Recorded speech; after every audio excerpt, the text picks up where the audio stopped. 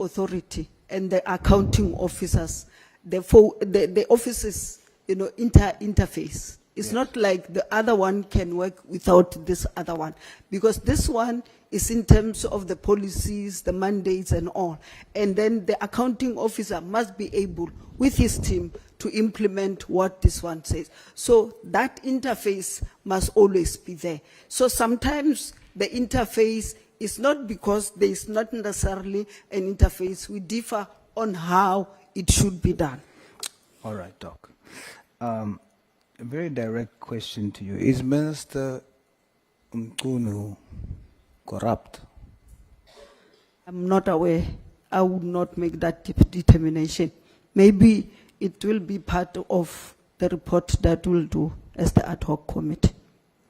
You working with him, having worked with the minister, these are allegations that we are dealing with. What would your position be if I had to ask you, based on these allegations, is Minister Mkunu corrupt? I think we need to be fair, honorable member.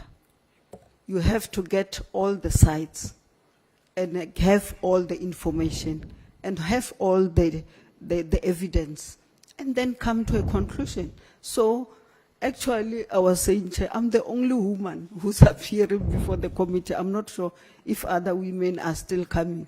And yeah, this is a very different environment at all, where you might not find many women in this and then say, Chair, you didn't even acknowledge it. So I'm saying, be fair.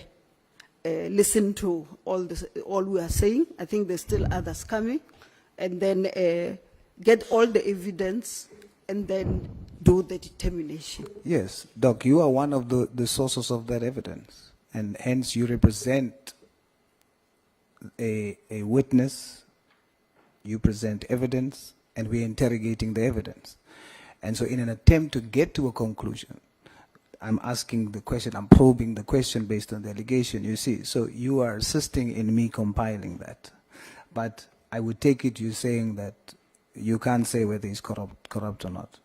Yes. Would you say, is the Minister Mkunu, protecting drug cartels? That's what I'm saying. I don't know. I'm waiting for Madlala Commission and the ad hoc commission to really bring that. Because the danger, honorable member, is that anybody can implicate you tomorrow and say, Honorable Souls had 1 kg of cocaine, and then maybe to the police, and then they just take, you and arrest you without any evidence, without any other thing, and then you went through the integrated justice system to the courts, and I don't think the courts, will sentence you without that evidence. So you must know there will always be misinformations, there will always be, So as a source that we must interrogate, sorry, Doc, I think my time is almost up, so I just want to finish this one. So I didn't mean any disrespect to interject. So as one of the sources from which we must draw answers to these questions for, is the only reason why I'm asking you. I'll ask everyone else too, you see. So I'm not expecting you to know, but I'm trying to interrogate. Do you have some sort of idea based on your experience that these allegations that are being made of the minister, is it true or not? And you are saying, based on what you have been exposed to, you cannot say that the minister is corrupt. You cannot say that the minister is protecting drug cartels.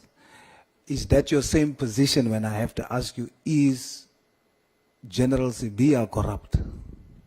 That's what I'm saying. You need to be able to yourself, with the information that you have, the evidence that you have, and I hope, Honorable Souls, you are not just going to take what is on the social media and everything, and then you come with a decision that will assist us to be able to say what you are saying is true or false. Yes. So that question is hanging, and it's part of the allegations. And all the witnesses that are sitting in the seat that you are sitting, Doctor, I repeat, are the sources available to us from which we can seek to establish whether or not these allegations are true. Therefore, I'm posing it directly to you. And I'm satisfied that what I hear you saying is that you are testifying today that based on your exposure in SAPS, based on what you've seen thus far, you cannot say that the minister is corrupt, as it is alleged, General Sibia is corrupt, as it is alleged, that there is a protection, an attempt to protect drug cartels by them. You are not in a position to say that that is in fact true. Yes, Honorable Member, I'm not. Thank you, Doc. Very much, Honorable Member. Thank you, Chairperson. Can we take Honorable Shongwe? 15 minutes. Thank you, Chair. Sawubona DM. Tobela, Honorable Member. Le jwang, ma'am? Your time expires at 22:03. 22-3. I might take less than that.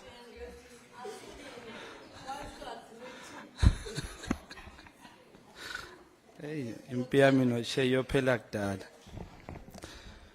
DM, you spoke about digitalizing SAPS. In fact, I'm interested in that. I don't know whether it should be a question or a supporting statement from me. Because one, that would create jobs for EU in South Africa. I like that. Number two, it will help SAPS not to lose so much money in courts. Because with the body cameras, there's a lot of money that can be saved. So another thing that is on my mind is that you said you went to China, which is the one that puzzles me, for that equipment. But at that same sentence you spoke about e-filing. I don't know whether I was wrong or something. Digitalizing files and stuff like that. Okay. My question around that is that, would you mind considering SMMEs from South Africa to do those digital filings, including the Z83? Because you see, when people apply for jobs in South Africa, the Z83 takes a lot of time, and sometimes it carries dust there. And with the AI, it can help SAPs and South Africans that it determines on the spot that this person qualifies to apply or not. So I don't know whether it should be a question or not, but I would emphasize that, please, on that note, please, if you may say something about that also. No, you're correct, Honorable Shongwe. I fully agree with you in terms of creation of jobs and in terms of assisting us as the SAPS. The other issue is that we might not have the money now. We are realistic to do the police stations all over, to do the courts all over, do everything all over. But if we can digitalize some of the processes, our people will be able to access them. Firstly, the other example I said is like if you want to check your docket, whether there is a movement or not, we can give you a password where you just log in and check where your docket is, whether there's been progress or not. And also the other examples I gave is that sometimes we don't have time. We are busy as we are. Even if you think we are not, we are busy as we are. You will not have time to go and queue, maybe to renew your license or any other thing. So you can be able to do it online, and like Uber, and then it can be Ubered to you. You can pay 30 rand and then be able to still do the other job rather than spend it on the queue. And the other one also help our people, especially from the rural areas. You know, in terms of transport, they would have one bus in the morning and one bus in the evening. And I've seen many of them, old people sleeping at the police station, those bench. And it really breaks your heart to have that kind of situation. And when you ask them, they want to certify, they want this information and that information. And I think if we can make those process very easy, there is no need also to be able for them to travel. Actually, they don't even have that money to travel. And in most cases, they're not helped and they still have to come again. So I'm definitely agreeing with you, even the ZA3 and everything. That is why my topic is saying factors that impede e-government. E-government is all the services of e-government. It's just that I was concentrating on transport and community and safety. Yeah, the correct word is e-government. We saw that in G20. There was a lot of SMMEs there. All right. You are a very sweet person in person. I've met you a couple of times. Unfortunately, we have to meet in these circumstances. Please forgive me. Who appoints the ministers and who, at the deputy ministers, and who do they account to? Thank you, Honorable Member. In terms of, if you can go into my statement, I think, in terms of the Constitution 93A, the deputy ministers are appointed by the President, and then the B says, he said they're appointed by the President among members of the National Assembly, and then also B says he can also appoint 2 deputy ministers who are not in the, so it's the President that appoints. Accountability, who do you account to? Accountability is Parliament, very clear. And then also in terms of the executive powers that you have been given. So Who it's does both your ways. performance assessment? The performance assessment under normal circumstances should be done by the President and the Minister. How often? It will depend, normally quarterly or half yearly or at the end of the year. It will depend. Okay, in the past 12 months, have you done any? I think you are aware that we never had any delegation, and then how would you do that? But for now, at least I have 2 delegations. I have the delegation on GBVF. I know that I will be assessed on it. I have delegation on the integrated crime and violence prevention strategy. I'll be assessed on it. Thank you. Your experience tells me that you may have, possibly, you may have come across or came across an issue of ghost salaries. Should I continue, Chair? Or should I go? Okay. You may have came across an issue of ghost salaries. So what I want you to explain to me, how do you feel about those ghost salaries? People who earn salaries, behleze emakhaya, bengenzi lutho, bangaziwa. What's your feeling about that one? No, there's no way in which we should be able to pay people who are not doing their work. And that is why in your system, as you build it, you must be able to, from time to time, make audit of your employees. What we did in Limpopo at one stage, they said everybody is going to get salary by a check, and you must come with the ID personally to come and sign for it. Then that's where we realized that we had more, I think it was more than 2,000 ghosts or whatever. So if you also have digitalized, your employees, the information and others, it will be able to give you the information that you need. Even tell you that Polibuchielo is going to be 60 in 3 months' time and retire, and say to you then, start recruiting so that as I go out in 3 months, the person must just come in on the 1st so that we don't have also those gaps. So it's a lot of things that can be done, and I agree with you fully. If I may ask, what is the difference between your salary, Deputy Minister Matale, and the ghost salaries? What is the difference? As you know, as a member, is the same. Ours and yours are... No. Let me just clarify. Okay. The ghost salaries, people earn salaries for doing nothing, and your salaries and DP Matale. What's the difference between the two? I think you were not here when the question was asked, what was my responsibility. I can take you through in terms of my statement. You just told me now that the President can't do a performance assessment with you because they were not delegated. functions, right? Yes. Which means now, if the president has to assess you, there must be something given to you to do. They cannot assess you on what you decided to do. For example, you went and did the zamazamas, as you say. That was your interaction or intervention, I'm say. It was not the president. The president cannot assess you on that, right? Do we agree? You did not understand me. Okay, Honorable member. please make me understand. Remember, you also get delegation or assignment. Let me not talk about the delegation. Assignment from the cabinet executive. Remember, when the president appoints the cabinet, he appoints the minister and the deputy ministers, not the ministers and then finish the deputy ministers and say you'll patch yourself what to do. It's very clear what your responsibilities are. So I said in terms of the minister, who would from time to time give us responsibilities to do, and we're doing them, including accounting to our portfolio committees that I've said that we needed to account. So, Chair, did you notice my hand for a follow-up question?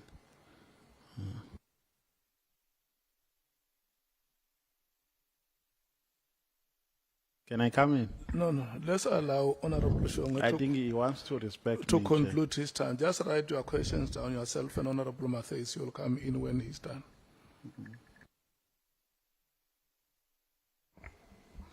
all right, thank you, Chair. So I want to understand, when you say the minister can only assess you on the delegations that given to you, and you say in the past 12 months you have not done that. So does he assess you on the performances that you are, the side jobs that you are given? Are you assessed on those? Honorable member, I'm not talking about the side jobs. It says that you assist the minister. So the minister will give responsibility. And I said, if you have read my statement, at a strategic level and support level. So I'm a member of the executive, so the responsibilities that I will be given to will be executive in nature. So you would say you are earning your salary. I didn't understand you when you talk about the ghost workers. Yes. Actually, I think I'm underpaid. Thank you. You under? Paid. Okay. Are you, Show you my are you dad. saying you are an underpaid ghost worker? I understand when you talk about the ghost, that you wanted to say I'm a ghost. I can show you. I've shown it in my diary, which I think if you can compare it with yours, you will not even come nearer to it. You know, this is the only October 1. Is that the salary? Is the diary. Or the one that you made for yourself? No. You were not here when Okay. I went through No, it. I'm I talking- was asked the question, I went through it. I'm saying this notion, and I clarified it when I started, this notion that deputy ministers just earn their salaries and not do anything is not correct. And I went to all length, to be able to do that. I don't know either, Chair, you want me to start again. No. I get what you're saying. Okay. My questions, I think my confusion together with South Africans is this. You said 3 days before the minister was removed, you and DP Matale had to go and deliver a speech. Budget. The budget, I mean to say. Thank you for that. Now, I want to question the fact that is the president thinking of South Africans in terms where there's a wastage of money? One, you were not delegated functions. Number two, there's 2 ministers who are earning salaries with no functions. An acting minister coming from outside the cabinet, the structure of MPs and stuff like that. And another acting minister, which was Honorable Mantashe, and now the suspended minister. You guys say you took charge and you delivered. So why did the president not save money, according to you? Why did the president not save money by taking one of the 2 of the DPs and appoint them into being a minister if you guys can deliver and can do the function? Doesn't it also look bad on your credibility that we cannot trust you because the president doesn't trust you that you can deliver? He decided, no, I cannot take one of these two. I'll just go outside the parliament and look outside the parliament for somebody whom I can put there. And I believe that had he not done that, he would have saved money by not appointing a person who was working outside, who didn't need a job, but given that gave that person a space. I would like to raise a point of order. Point of order. Yes, it's a point of order, Chair. Chair, we sat here and we endured Honorable Mateis, and we didn't call point of orders when she was doing exactly what Honorable Shongwe did, and I think to a certain extent maybe Honorable Sauls.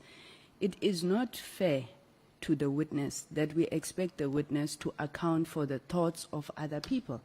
And we cannot expect the witness to be able to respond to things that are outside her purview. And I think that we should not allow that to happen, Honorable Chair. It's Point of order sustained. Let me redirect my question, Chair. Point of order, Honorable Matthews. Chair, there's a difference between asking the Deputy Minister in her experience to tell us what she thinks about something and asking whether what the other person was thinking. And our questions are on the line on what does she think or what is her interpretation of events. And that's two very different things. So it's not something to endure, Honorable Member. Yeah, that point of order is not sustained, Honorable Nomvalo. On a point of order, Chair. On a point of order, Chair. Yeah. Chair, there's absolutely nothing wrong with putting a proposition to a witness. And that does not preclude a right of a witness to give an answer to her satisfactory. The witness can say, I can't answer this one because it's not within my competency. The witness can say, I agree. The witness can say, I do not agree. So let's not want to be active on how the witnesses must answer to questions and want to prescribe questions for members. Because there is no gun that is put on the witness to say, respond like this. The witness can say, no, I can't respond because I feel that this question must be responded to by the relevant person, either by the minister or by the president. So I'm afraid, Chair, if we're going to be after each other like this, in terms of wanting to ascertain questions which are relevant or not relevant, without making a consideration of how the witnesses respond to a question, I think, Chair, we're going to defeat the whole purpose of this fact-finding process. So let's allow members to ask questions, and if a witness says, no, I can't answer, and the witness will tell you if they need your protection to say, Chair, on this one, I think I cannot answer. And the member is insisting that I must answer, even though I've made an indication that I can't answer. So please protect me. But I am protecting you, and I'm protecting the guests that we invite here, and I'm protecting the integrity of our process. We have the terms of reference that we have adopted.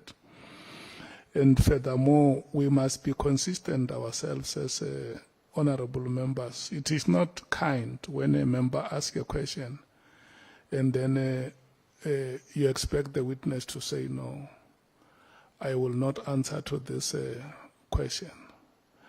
What we do, let's ask the questions that are framed within our terms of reference. If you need an opinion, you can say, what is your opinion on this matter? And I think it helps us to move forward. And I'm going to plead, honorable members, let's move forward and not make this a matter for a point of debate. Honorable Sauls. No, thank you, Chair. I just wanted to state that my questioning was in line with our terms of reference, for the record. Thank you. Yeah, okay. No, he says the question that he asked you was within the terms of reference. You are left with 2 Even minutes. Honorable Shongwe's question is You are in left line. with 2 minutes, Honorable Shongwe. No. When they started, we were at 39. So there was 1 minute. There was 1 minute left, and 1 minute and seconds. So I credit those seconds to a minute. So you have 2 minutes left. You are expiring at 14:46. I wish you were not an ANC member, because those questions would be 5 minutes now. But I'm joking, Chair. No, the reason I'm asking this, Chair, is that, you know, in King Espeganena, South Africa, Chair, having members that want to lead, benganawo unembeza, yona into esibangela inkinga leyo. Yingakho ngibuza u-Deputy Minister, that's why I'm asking the Deputy Minister that, in her own thinking, how does she feel with this fact that, you see, I'm coming from a Davidson, in a place called, there's a Twatwa, there's Barcelona where there's no transformers of electricity and all that, and we need to save cost for those things, Chair. It's important. So now when the President decides to take a person from outside, you being appointed, you have a right to say, hey, President, I think take one of the Deputy Ministers. Kwenzakalani now? I shouldn't ask questions, Chair. Now, I was just clarifying this where I was going, because the question will be taken out of context. Yeah, bo. So I want to push that point so that it's clearly understood that Unembeza is important as a leader, Chair, that if you do take accountability and cost-saving measures, wouldn't it have been an opportunity for you to say to the President, before you appoint outside, please look inside, let's save money, because we're paying 5 salaries for one position. It's 5. Mantashe, Honorable Mantashe, the 2 of you, and acting and the minister. They were paid 5 salaries. We could have saved money there. Thank you, Honorable Member. Let me correct you, it's 4. Honorable Mantashe is already a Minister of Minerals and so. Are you saying when he acted, it got nothing? No.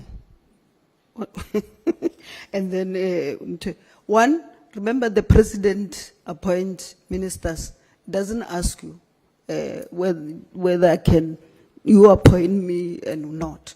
But also secondly, while deputy ministers, we are members of the executive, but not cabinet members.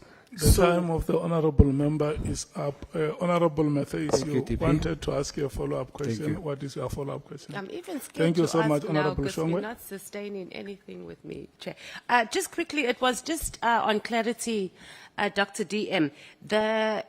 You've said you now have responsibilities, but with the new acting minister, you've been assigned responsibilities of the GBV and, am I right? But we're not done. Okay, so the question here is not about responsibilities, but more about, do you have a designated functions now, and have you received a letter for it? And can we have a copy of the letter so far on what your designated functions are? Remember, delegations can also not be in writing. But for now, this is what the minister said I must do. But as we finish others, I think he'll be able to write comprehensive functions in terms of what So you I'm don't have expected still to do. then? I'm asking for a point of clarity, Chair. Please bear with me. I'm not being difficult. Okay. And DM, I'm also not being difficult with you, and I also don't think you must take it personal when we're questioning this thing about deputy ministers. And it's not a reflection on whether you've been working or not working. Okay. As the public and as members of parliament, you're supposed to have designated functions. All deputy ministers, not just you. So the bigger question here on what we're trying to deal with is that are our ministers and is our cabinet failing South Africans? We are allocating budgets and then they are not doing their jobs by giving you these designated functions that you're supposed to, so you can answer for. So I'm just asking, that process, I don't know how it works with the other deputy ministers, whether they get, these are your designated functions, because if you are appraised, there needs to be something in writing. So, Chair, that's what I'm trying to determine.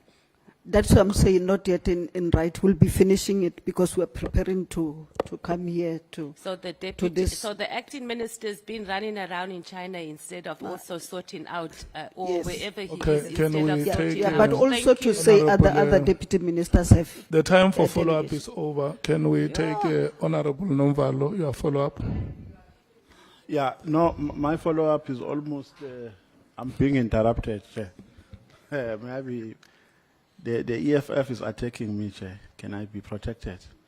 You are on the platform, Honorable Member. Yeah. I want to move to Honorable James and No, no, Vale, Let's- she's not let's attacking speak- you. let's We are speak going res- to get as well, Chair. No, Let's- Chair. let's speak risky. My question is almost similar to that of Honorable Mateis. The DM, still I'm under attack, Chair. The DM has said that she will now be assessed because there are functions which have been delegated to her. Now, my follow-up question is, since you said that you were assigned functions which are executive in nature, do you mean that when you say you will now be assessed, do you mean that for the past 12 months your duties were not assessed? Honorable Member, I think it has been said in this committee that we don't have the delegations, but we had work that we're doing, and I showed you what I was doing and everything. So it means I would not get a bonus, but I work for people. Yeah, no, I get that, DM. But do you mean that that work that you have been assigned to has not been assessed up until today? Not yet. Oh, okay. Thank you so That's much. what I needed. Honorable Sangoni. Thank you very much. Deputy Minister, is there No, anything? Chair. No. Point of order, Chair. Sorry, Honorable. I had a follow-up. My hand was up first. Oh, I was noted. Chair nodded to me. Chair, you're doing the same thing you did in the last meeting. No, it's fine. Today, I can't accept it, Chair. It's okay, Honorable Sol. My apologies. You are right. Your hand was up before Honorable Sangoni. May we start with you? Thank you, Chair. Honorable Doctor, just for clarity, I understood you to say that even though there was not delegations, but you have at least 2 delegated responsibilities. So you are a deputy minister with at least 2 delegated responsibilities. Correct? Can I clarify? I'm saying with the current acting minister, the 2, with the current. Yes, but as we sit here now, we Yes, can say you yes, are a deputy minister yes. with formally delegated responsibilities. Two, yes, 2 and of we're, them. we're not done. When we finish this process, because we're preparing this, we had to really take you serious and prepare and come and do statement, and others were going to finish the rest. He will come, I think, tomorrow also to say Yeah, but how he's going to for do it. now, it's 2. Yes, for now it's 2. Thank you, Honorable And I can say them, or No, it's fine. Nobody asked which are those, but you have said them. It's gender and integrated what. Honorable Sangoni. My follow-up, Chair. Deputy Minister, are you appointed in terms of the Public Service Act or the Constitution, Section 9 that you indicated? thank you very much, Honorable. I'm appointed in terms of the constitution of this Thank country. you. Now, DM, in the Constitution or any other law that you know of, is there anything that requires you to have a performance assessment? No. Thank you. Thank you, Chair. Okay, thank you. Okay. Is there any member who still wants to ask a question before we go to Honorable James? ANC, is there any member who wants to ask a question before we go to Honorable James? MKP, is there any member who wants to ask a follow-up question before we go to Honorable James? Okay. Yeah. So in the event where, Chair, the follow-up comes after that follow-up question, the last one, Now, in the events where there is a designated performance plan, deputy ministers are assessed, right? It's a normal practice that their performance is assessed. It has been established. Why? I'm saying in the event where the delegation of functions has been made on time, their performance is assessed. Is that correct? Yes. So it's an established protocol that their performance is assessed from time to time. Yes. Thank you. Is there any other follow-up question? Okay. Can we move to Honorable James? It's now 6 minutes to 3. Your time will expire at 10 minutes past 3. Thank you so much, Chair. Good afternoon, DM. DM, do you believe your testimony here today added any value to the mandate of this committee?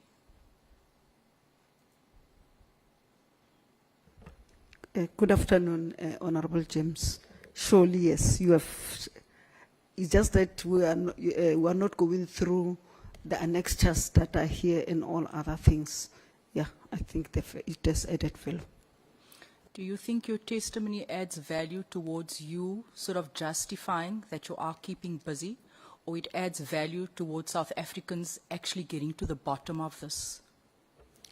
As I explained, Honorable James, unless if you want me to go back and explain what do I do. Yes, I think it adds value. I was with you, Honorable James, at the court there in terms of the GBVF. Minister, DM, with all due respect, I don't want us to go there today. I want to ask you, are you aware of the fact that Brown Mokgotsi was attacked in his car? That's what the socials are saying this morning. Are you aware of an incident that took place? I was preparing to come here and I didn't watch TV or social media. I'm just asking because I'm worried. Remember earlier on we spoke about the big fish, and we need to get to the bottom of this. And having you here today, I feel, Deputy Minister, should have maybe come at the end. We need the likes of Brown Mokgotsi and those people that is distributing drugs into our communities. Do you agree? I thought in terms of the terms of reference, they point out to you who need to be here and who need to not be here. And I hope, Honorable James, you are not saying because I'm not a small fish, I'm a tadpole.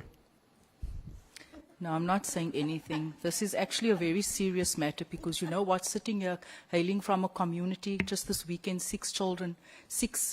9 people were gunned down in Reiche Park. Mothers were shot, assassinated in their heads. The people that are embroiled in this should have been on the scene, assisting our communities and ridding our communities of crime. Minister, you have continuously here today, you have shown us your busy diary and showed us that every day there's something in there. Do you think, would you agree with me that when you don't have a coordinated approach towards a certain goal, you can just be keeping busy doing absolutely nothing and there's no impact for South Africans on the ground? So do you agree with me that keeping busy does not necessarily translate to an impact that will favorably respond to South Africans in terms of the crime patterns unfolding in our communities? I think it depends what you mean. I'm saying, Minister, when you say you are busy, I'm saying, DM, that when you have a deputy minister, the three of you in my thinking should be working hand in hand in glove towards resolving the crime issues that our country is experiencing. We have you having a full diary. We have the other deputy minister saying that he doesn't have a job, he doesn't have work to do, and we have the minister in cahoots with alleged criminals. Does that move this country forward? That is what South Africans are seeing right now. The disconnect between 3 people that's meant to be working in a coordinated approach. I can't respond to that, Honorable Member. All I'm asking, a DM, you are a well-learned person. Do you not agree with me as a woman and as a mother, take off your cap as a DM, that we need a coordinated approach, and the three of you need to be working hand in glove towards putting an end Yes, I agree to with the you. shootings in the Cape Flats, in Reiger Park, in Eldorado Park, In Mtata. in Tata, Yes. everywhere else in our country. Absolutely. And that is not happening. It's happening. It is not. How do you say it is happening, DM, when the deputy minister last week said that he has no duties? You have come here and you've said that you have a full diary. It is not coordinated. It is not towards a certain outcome. That is what I'm trying to show here. Yes, you are keeping busy, no doubt. But it is not serving South Africans. When you don't have a proper plan, you know that that's where the goalposts are. That's where we all need to work towards. You are ultimately failing South Africans by purely keeping busy. I can't answer for another one. You're not answering for another one. I'm just But asking I for said your I opinion. agree with you that we need to operate in a very coordinated manner to deal with the issue. In particular, I said the safety of our communities and also ensuring the sovereignty of our country. Thank you. DM, you know what? It's not rocket science that you have no involvement, really, in the crime that is unfolding within SAPS. That is just might be proven wrong at a later stage, but for where we're at right now. But also, DM, the fact that you have such a big position that carries so much weight, and you see something on social media, and all that worries you is it authentic or is it fake? And you don't probe it, despite feeling uncomfortable, despite having your own opinion. You don't stand up and you say, Minister, are you sure that this is the right step? Are you sure that we should be doing this? And you don't probe, and you just leave it like that. I think I've answered it. The minister have the executive I'm authority. asking it now, DM. I'm asking it. You want me to I ask- need you to answer whether you've answered it before. I am Yes. asking. I need certainty and surety here today that you are the right person, that you are fit for this post, that if ever something comes to your attention and you are uncomfortable, you'll raise your voice in the interest of South Africans. I think I've said it here and gave an example where I have personally stood up and say what need to be said. What was that when you saw that letter? Because in your testimony, I read that you received it on social media, you saw it, and you were sort of satisfied at the fact that the minister verified that, yes, he had penned that letter, and that's where you left it. I didn't say I was satisfied necessarily. I was just saying he confirmed that it was not. And in terms of how I felt, I think the SC asked me how I felt, and I said it how I felt. How did you feel, DM? Because I keep on saying, I'm asking the questions now. Very disappointed. Disappointed. What did you do with that disappointment? Did it translate to any action, tangible sort of action?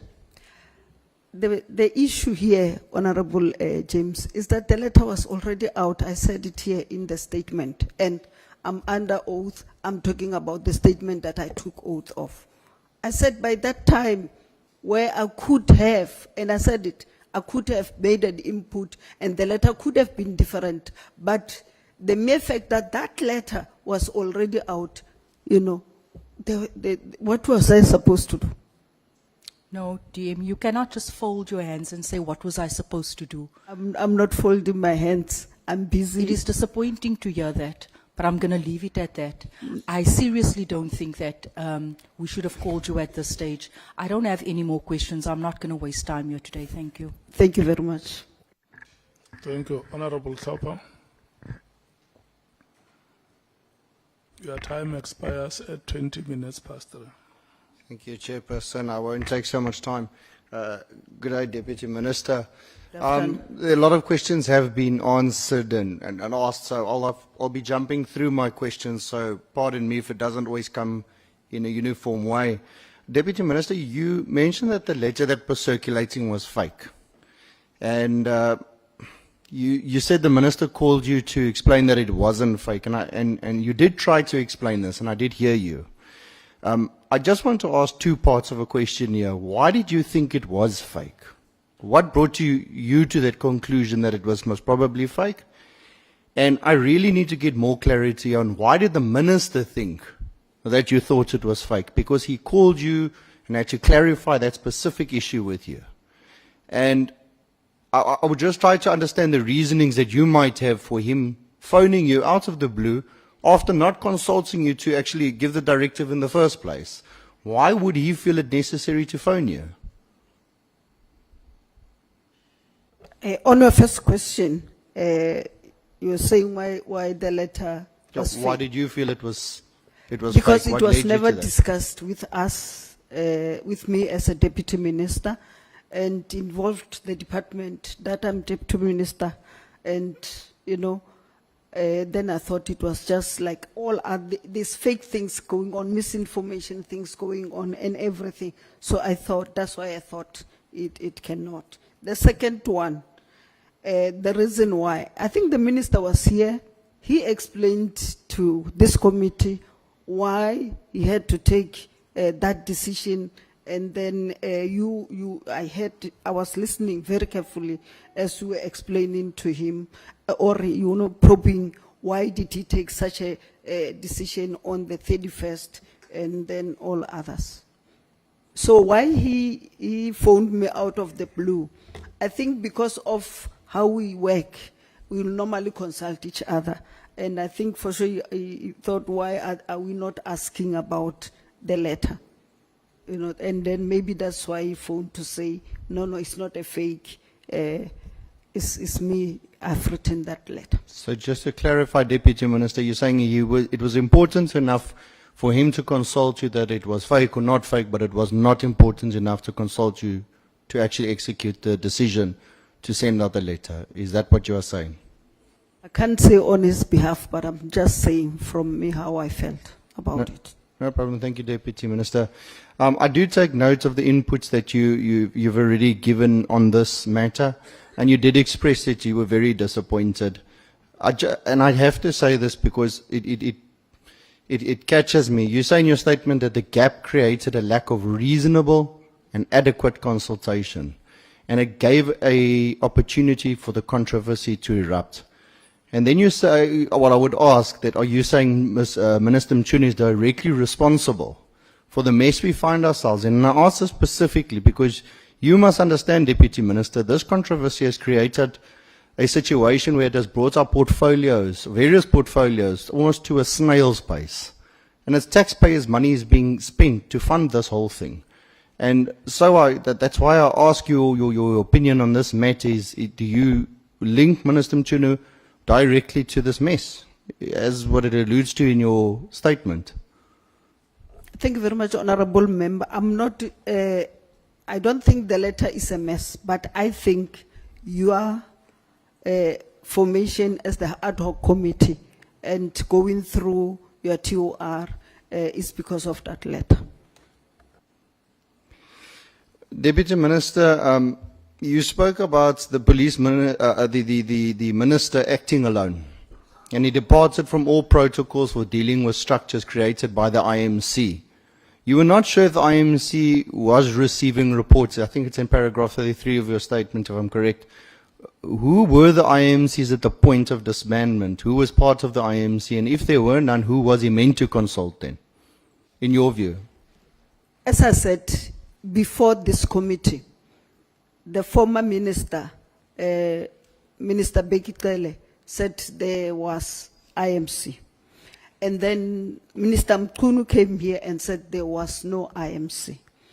I said to you, when you serve in the IMC, the president will write you a letter to say you are serving in the IMC because it involves different departments, and then it will give the lead department. So I have not received any letter to serve in the IMC. So that's why I didn't know whether it's there or not. So you're saying you do not know if there's an IMC in place currently? No.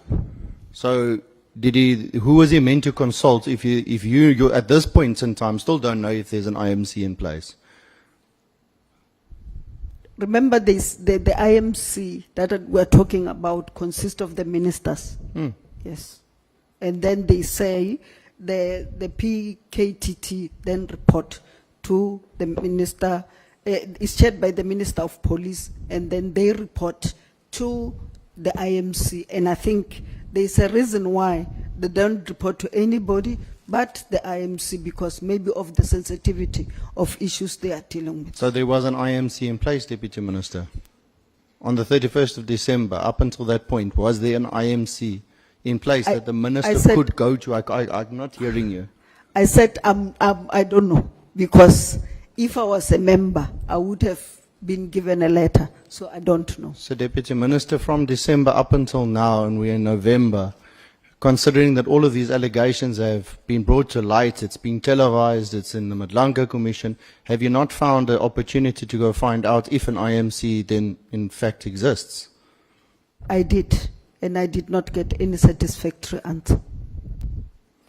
I will leave it there, Deputy. You hold two very critical views. The first, you write in your witness statements, I think it's paragraph 40 and 41, the view both the Minister and the National Commissioner should engage regular consultations and engagements on matters concerning the department. You then go on to a second critical functionary should be also take each other into confidence on matters that have dire impact on the efficiency and effective functioning of the police service. Those are your two parts, and they are very, very strong views, but they read very much like criticism of what didn't happen. Deputy Minister, do you believe, and I ask you in your possible limited knowledge of the matter, that Minister Mchunu actually engaged with the National Commissioner in regular consultations in 2024 from becoming Minister? As I said, we had a meeting where we suggested it, and then it was going on. Even now, and I even gave an example, when we go to a portfolio committee or a standing committee, the National Commissioner, as the head of the administration, then will get the right head to prepare the report, and we prepare together and go through them. So when we come to the portfolio or the standing committee, all of us are on the same page. So yes, they work together very So well. they were consulting. Deputy Minister, then do you know if the Minister and the National Commissioner consulted specifically on the disbandment of the task team? If they were in such consultations, as you say, were you present at any meeting? Did you hear anything? Do you know of anything They were consulting each other, on the PKTT disbandment? yes. So do you stand that he closed the PKTT on his own volition, or do you feel that he had consulted them? I think that the issue, they've consulted each other. I think what suppressed all of us, and what you must help us as the committee to get to this, is why then the letter was written on the 31st. I think that's a reason for my questioning, Deputy Minister, because I'm trying to get to that point, because we hear on one hand nobody was consulted, and the next very next instance you hear somebody was consulted. So we keep getting contradictory answers to very specific questions, and these very specific questions are easy. Was there or was there not consultation? Is there or is there not an IMC in place? So on one hand you say there is, on one hand you say there isn't. On one hand we're saying the Minister must consult the IMC, and on the one hand we don't even know if there's one in place. And that makes the whole process difficult if we're trying to find out, and nobody, including the Deputy Ministers, the previous Ministers, can actually come with an answer. Deputy Minister, I think if you're unsure about this consultation process on this PKTT specifically, or that you're not sure about any of those type of consultations, I would say that it's quite a stark contrast to your strong views that you hold. The first critical views that I read to you about the engagements and the efficient and effective functioning of the police service, of those two, I would say, bodies working together, the Minister and the National Commissioner. And I think I will pause there, Chairperson. I wouldn't want to waste time, and I thank you for your answers, Deputy Minister. Can I clarify that because we can't just leave it like that, as if You're more than welcome. I said this because I said because in terms of the letters, I think this should have happened. my strong views, to consult each other and work together. Okay, thank you so much.